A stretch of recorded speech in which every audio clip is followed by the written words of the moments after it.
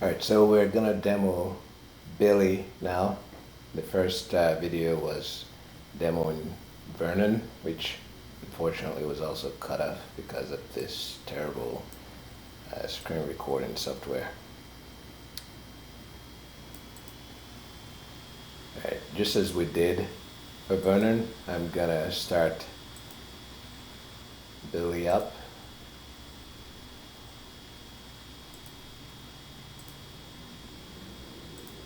And as soon as I do that, this side panel here opens slightly, indicating that there is work going on. Now I can continue to do other work, including,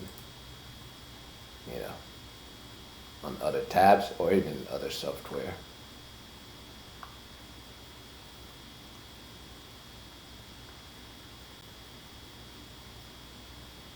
Edmund, this is Billy, your business analyst. I am requesting a quote for a software license for Solvent Botworks for 6 users, as requested by Eva via email. All right, so Billy has responded. So Billy is also using a tool which is somewhat similar to the Q&A tool that Vernon was using, except it's slightly different. It's meant to be a human-in-the-loop tool. It has integration for facilitating communication between the bot output and some tool that you as a human are going to use to support your assistant. If you think about it, if you have an assistant and they need your help, most likely you'll be using software to do that.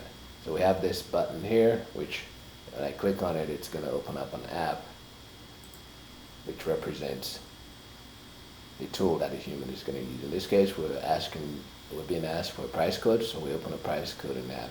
This is an actual web app. It's running on the same instance as the Botworks product right now, but it could be an external app. It could be a SaaS service. You can set it up. It's customizable, so you can set it up to connect to some internal system, however you want it to work. Some key requirements is that the app has to be aware that it's working with an AI, so it needs to be able to detect messaging to accept this input. Notice this input was generated by Billy, and the app used it to initialize the price coding application. In some other context, this will obviously be different information that you can use for different purposes to help complete your part, for the app to be used by the app that you use to help complete your part of this task. So let's provide the price in here, give it a discount, hit calculate. So now that I hit save calculation, it's gonna post the output to the Botworks environment via browser messaging, and it will show up here.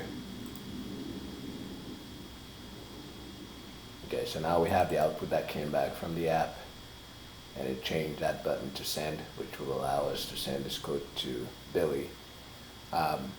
Check out the documentation on the site. It gets into details for how to set up this type of human-in-the-loop tool integration to make it easy to work with your assistant. So we have this. We could just send it, but I'm going to add some extra message for Billy.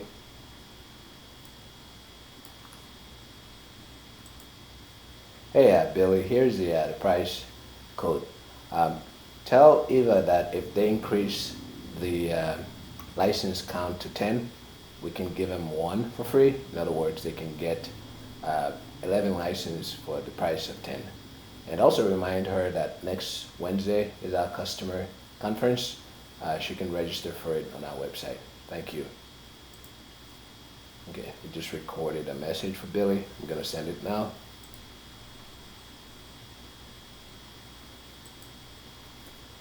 And we can close out the price coding application now and wait for Billy to respond. In the meantime, we can continue doing other work.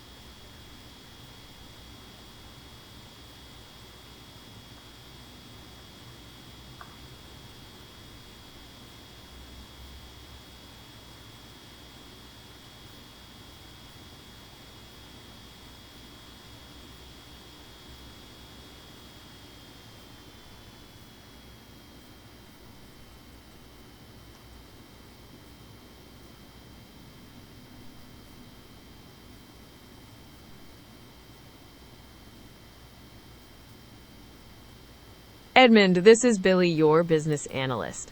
I've sent the email to Eva with the quote and a reminder about the customer conference. I also tried to move the email to the archive directory, but it seems the directory doesn't exist yet. I will create the directory now. Okay, so Billy is finished with her primary task, and she's doing some cleanup task there. Edmund, this is Billy, your business analyst. I created the archive directory and successfully moved the email from Eva to the archive. Is there anything else you need assistance with? Okay, so Billy has been very helpful. She's provided the price code. Now we can see the actual email that Billy sent out. Here's the email. As you can see, this just went out. Billy relayed our message to Eva, both the upsell opportunity and the conference information. So I'll respond to Billy and tell her there's nothing else to do. So we finished with the human in the loop tooling. Now we have to respond to Billy in a slightly different way. There's still some work that we're doing here on the UX for this type of interaction. But here you have the threads of messages. This one is easy. There's only one thread involved in Billy, so we'll just keep that. And then we need to skip the primary instructions of the automation program to prevent it from essentially trying to run again. Instead, this will just switch it into a kind of dialogue mode so that I can provide a response without triggering additional processing. But otherwise, everything else stays the same and I can respond to Billy now. Hey Billy, thank you very much. There's nothing else to do. Thanks.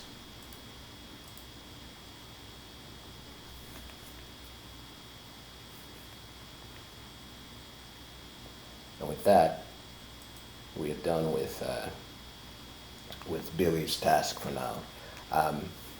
These are background automations that are running in the background as tasks, and you can configure them however you want. It's important to note that these are just two examples. There is no, there's a product called Billy of Vernon. This is stuff that you get to create with the Solvent platform, just as you do with any other automations that you create within the Solvent environment. Here are the configurations for these two. This one is for Vernon, has the user instructions that I mentioned. Security analyst, it tells it to read email and what to do with the email. Okay, Edmund, I understand. You're welcome.